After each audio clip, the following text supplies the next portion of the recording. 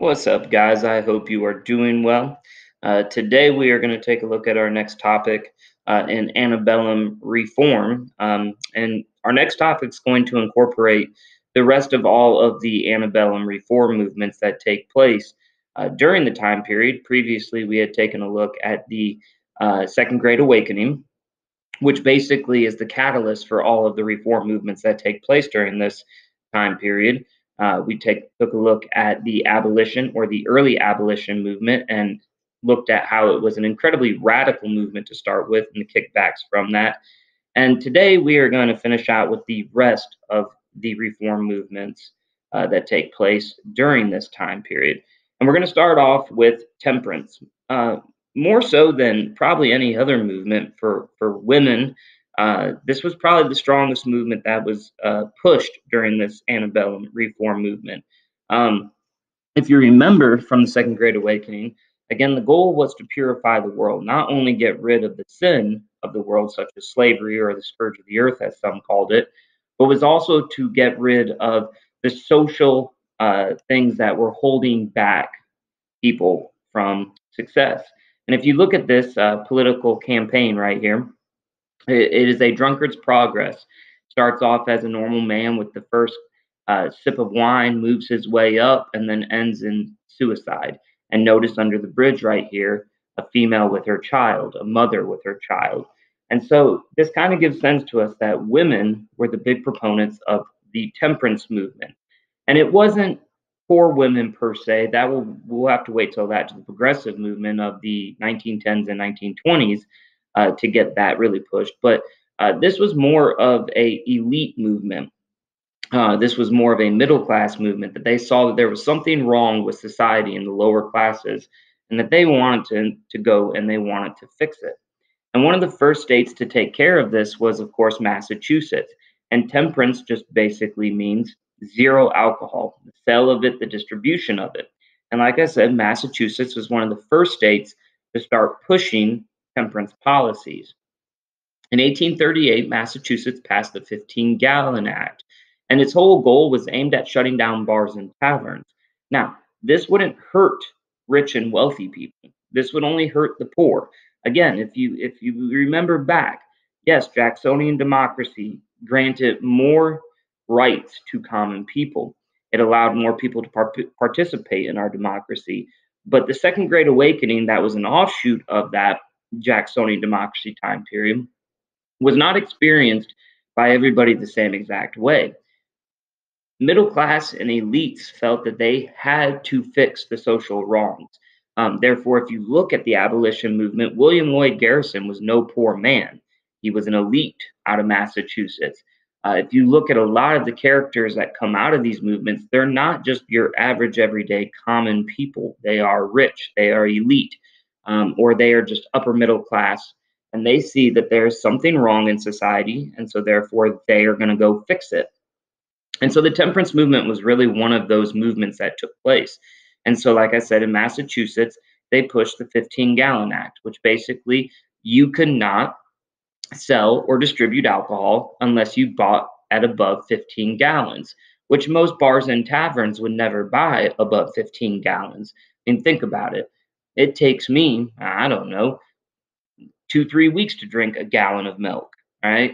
And we're talking about you have to buy 15 gallons just to sell. Most bars and taverns couldn't afford to buy 15 gallons. But I can tell you who could buy 15 gallons. The wealthy could afford their own liquor and in large quantities. So they kept just drinking away. This took away and stripped away rights from common people, and in which the Democrats will go after in subsequent elections. They'll call out the Whig Party, that you guys are only a party of the rich, that you don't stand up and defend poor people. But again, this was a very strong, prominent movement. Now, something funny about this is the legacy of temperance. If you just take a look at this, the world drinking ages, 16 years old, look at all the countries there. 18 years old, I could not fit all the countries that fit in this PowerPoint, but there are more. That's why I put etc. 19, 20, and then 21 right here. Now, if you also look at this, some of these countries other than Fiji and Peru, Pakistan, Sri Lanka, and the United States were some of the most heavily religious countries. And then, of course, if you look at the Middle East as well, they don't allow drinking to their members of society because it's against their religion. But if you look at it, there's the United States at 21. We're one of the rare few. So it is a legacy. Temperance has had a very strong hold on America since the antebellum period. This is something that has carried on since the antebellum period to now. Right? And one way to push, should I say, this idea is through public education. And so, due to the temperance movement, we see the birth of public education pushed forth by Horace Mann out of Massachusetts. Right? He is considered to be the father of public education, and he called for free elementary education that would be tax based, kind of like what we have right now. And then in a secondary school, it would be based upon merit. And so public ed, particularly in the North, really starts taking off. In the West, it's hit or miss. And in the South, it is still a rarity until after the Civil War. And even then, it is still incredibly rare, all the way up until about the 1900s, that we start seeing public education, free public education for all. Now, we had temperance. Okay, we had this temperance movement that took off, and we want people to buy into our ideas. So we create education where we can start teaching this movement. And so school books became motivational tools. If you see in this right here, this is called the Temperance Reader. If you were in upper elementary school, this is what you read right here, right? And basically, what it was telling you was that alcohol is bad. People who drink alcohol are bad.